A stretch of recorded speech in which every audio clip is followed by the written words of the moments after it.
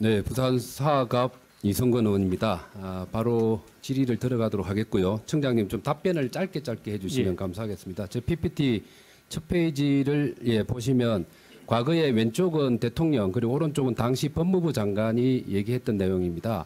음주운전은 살인행위라는 표현뿐만 아니고 초범이라 하더라도 처벌을 강화해야 되고 특히 법무부 장관은 음주운전에 의해 갖고 사망, 중상해 교통사고를 야기했을 경우는 원칙적으로 구속 수사를 해야 된다고 표현을 할 정도로 강하게 음주운전에 대해서 처벌 의지를 밝혔습니다. 그러나 그 이후에 바뀐 게 하나도 없습니다. 제가 하나씩 조금 얘기를 드리도록 하겠습니다. 다음 페이지 넘기시죠.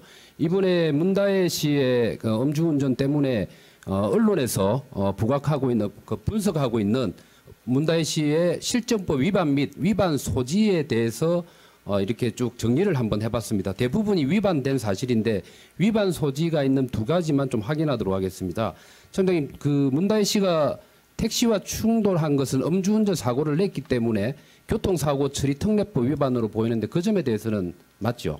그거는 일단 팩트를 중심으로 해가지고 그렇게 그렇죠. 이거는 뭐 교통사고가 났으니까 그죠? 당연히 교통사고 처리 특례법 위반으로 적용이 될 수밖에 없는 거고요. 방금 배준원 의원의 질의가 있었습니다만 특정범죄가중법상 위험운전치사상 적용 검토 여부에 대해서 원론적으로는 적용 내지 검토 대상이라는 표현을 하시는데 맞죠? 예, 상해 이러면 무조건 적용되는 거 아닙니까? 일단 그것도 결과를 토대로 검토를 할 겁니다. 교통 충돌한 그 택시 기사가 통증을 호소하기 때문에 전치 1주, 2주 나와도 상해 적용되는 거 아닙니까? 그걸 가정한다면. 그걸 가정을 전제로 말씀드리긴 어렵습니다만 하여튼 현장에서 그건 빠짐없이 검토를 할 겁니다. 네, 알겠습니다. 자, 원론적으로 적용된다고 볼 수가 있겠고요. 그다음에 그 조사 일정은 아직 확정이 안 됐다고 했죠. 지금 조율 중에 있습니다. 그리고 비공개로 한다는 원칙을 가지고 있고요. 그렇습니다. 근데 현실적으로 그 관할 소환 조사를 하면 어디서 합니까? 경찰서에서 하는 것이 원칙. 어디 경찰서에서 합니까? 용산경찰서. 용산경찰서에서 하죠. 근데 아시다시피 용산경찰서는 지하 주차장이 없는 걸로 알고 있어요. 그냥 오픈된 공간으로 들어와야 됩니다. 언론과 유튜버들이 엄청나게 진을 치고 있는 걸로 알고 있는데 결과적으로 공간적 특성 때문에 이게 비공개라는 의미가 무색해진 것 같거든요. 그러면 자, 비공개라고 한다면은 장소를 바꿀 가능성이 있습니까? 경찰서에서 하는 것이 원칙입니다. 아니요. 그러니까 용산경찰서 말고 관할 경찰서를 벗어나서 할 가능성이 있냐고요. 그게 바람직하냐고요. 빨리 대답해 주세요. 그 원칙이기 때문에 용산경찰서 원칙을 맞죠? 준수하는 것이 바람직합니다. 그러면은 이동할 수도 있다는 말씀이네요. 진을 치고 있으면 음주운전 소환 조사하는 그것이 것 때문에 이동할 수 있다는 거예요. 네, 근데 자, 만약에 출석하는 그 사람의 어떤 그런 신변에 위험이 있다든지 그러면 검토할 수 있는 문제입니다. 신변의 문제. 공개가 되느냐 안 되냐의 문제보다는 신변의 문제로 그렇습니다. 판단을 한다. 자, 그다음에 야간 조사 가능성도 있습니까? 그거는 일정을 조율하기 나름입니다. 제가 드리고 싶은 얘기는 기왕이면 강제권은 없죠. 공보 규칙에 관해서 경찰청이 가지고 있는 게 원칙이 있기 때문에 가능하면 공개를 한번 조율을 해봤으면 좋겠다는 생각을 합니다. 첫 번째, 세 가지 이유가 있습니다. 첫 번째는 전직 대통령의 딸이라는 이유 때문에 이게 좋은 건지 나쁜지는 당사자의 판단의 문제지만 딸이라는 이유 때문에 국민적 관심이 되어 있기 때문에 한번 얘기를 해볼 필요가 있다는 것과 두 번째로는 관할 경찰서가 물리적 공간적 특성 때문에 공개 소환하기 어려운 면이 있다는 점. 세 번째로는 아마 그 문다혜 씨의 전 남편이 특혜 채용 문제 때문에 검찰 수사를 압수수색 당하고 난 이후에 SNS에 공개적으로 입장을 낸 적이 있습니다. 이렇게 공개적으로 자신과 관련된 문제에 대해서 언제든지 입장을 피력하는 성향을 본다면 이 세 가지를 종합해 본다면 충분히 공개 소환에 응할 가능성이 있다 생각하기 때문에 경찰청의 입장에서는 원칙상으로 그게 허용되지 않지만 그런 조율이 필요하지 않을까라는 의견을 드립니다. 자, 다음 페이지 넘어가시죠. 이번에 문다혜 씨 음주운전 때문에 불거진 문제가 문 전 대통령 그리고 문다혜 씨의 소유 차량이 다회의 압류된 사실이 확인되었습니다. 자, 들어보시죠. 경찰청이 지금 담당하고 있는 업무에 대해서 제가 얘기하고 있는 거예요. 자, 여기 표를 보시면 동료 의원 하는데 얘기하지 마십시오. 자, 이 표를 보시면 저도 납득이 좀 안 가는데 문 전 대통령과 문다혜 씨 간에 소유권 이전이 왔다 갔다 했는데 문 전 대통령이 소유로 있을 때 그때 당시에 여기 보는 것처럼 체납과 압류가 8회에 달하고 있습니다. 문 대통령이 재임 당시 이걸 다시 대선 후보 기간까지 확대를 하면은 소유주는 문 전 대통령인데 압류가 3차례나 있거든요. 좀 도무지 이해가 안 가요. 그다음 페이지 보시죠. 그다음에 문다혜 씨가 직접 소유를 했던 캐스프 차량인데 압류가 2회 있었습니다. 이걸 종합하면 최소 10회, 대체 압류까지 포함하면 11회입니다.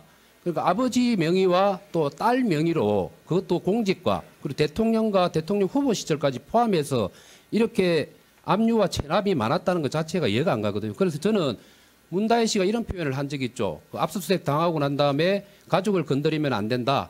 우리는 운명 공동체라는 말씀을 했는데 이걸 보면 저는 체납 공동체가 아닌가 이런 말을 꼭 좀 해주고 싶습니다. 왜 제가 이 말씀을 드리는가 하면은 실정법 위반은 크든 존경하는 적든 이성곤 의원님, 예. 이제 자, 이 그거는 정도로 제가 좀 하시죠. 예. 지금 문다혜 인사청문회도 아니고 자, 그러면은 똑같은 거죠. 자, 아니요.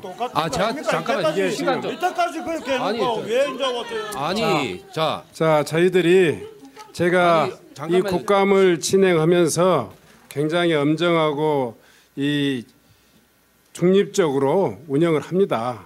그 중립적으로 운영한다는 이야기는 국민의 입장에서 지금 이 문제는 경찰청에 대한 업무 국정감사입니다. 그 개인과 또 공인과 자, 제가 정말 충분히 다를 수 있다고 제 생각하지만 질문을 끝까지 좀 들었으면 네. 좋겠어요. 제가 정책적 질의를 하기 위해서 합니다. 충분히 의사가 자, 지금- 개진됐기 때문에 네. 좀 거기에 협조해 주시죠. 자, 지금 계속 시작하겠습니다. 네.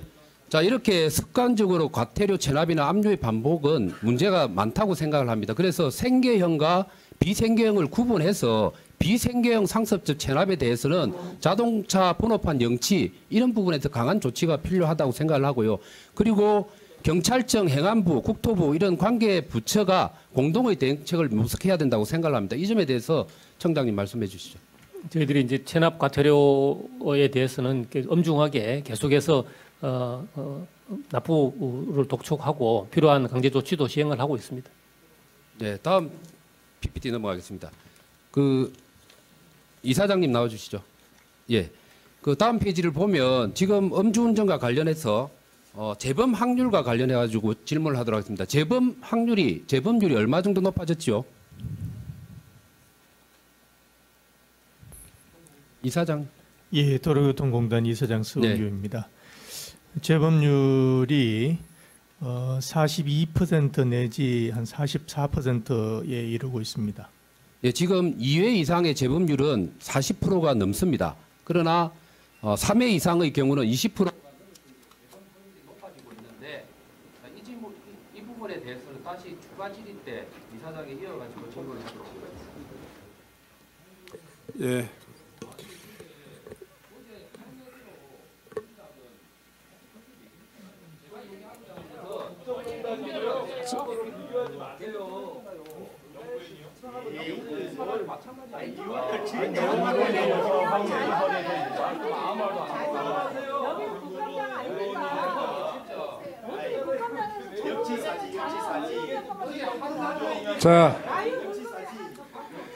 자,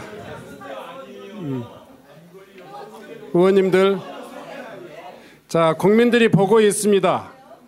국민들이 판단하실 겁니다. 잠깐만요. 자, 이성곤 의원님, 그리고 존경하는 위성곤 의원님, 자, 회의에 좀 진행에 협조해 주시기 바랍니다. 자, 이광희 의원님도 진행에 협조해 주시기 바랍니다. 자, 사회자로서 다시 한번 의원님들께 부탁드립니다. 아마 역지사지란 말이 서로에게 통용되는 말일 겁니다. 저는 존경하는 이성곤 의원님도 평소에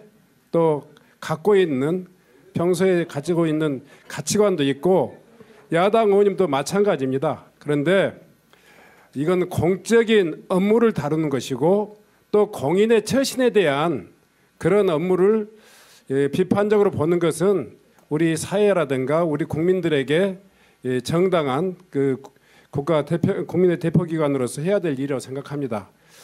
뭐 제가 굳이 이것을 변호해 드리지는 않겠습니다만은 문다혜 씨 과거에는 공적 영역에서 이 판단할 수 있지만 지금 현재는 개인이기 때문에 개인의 인격도 또 사생활도 우리가 충분히 법적 처분을 따라서 처분될 수 있도록 그렇게 협조하시는 것이 온당하지 않을까 생각합니다.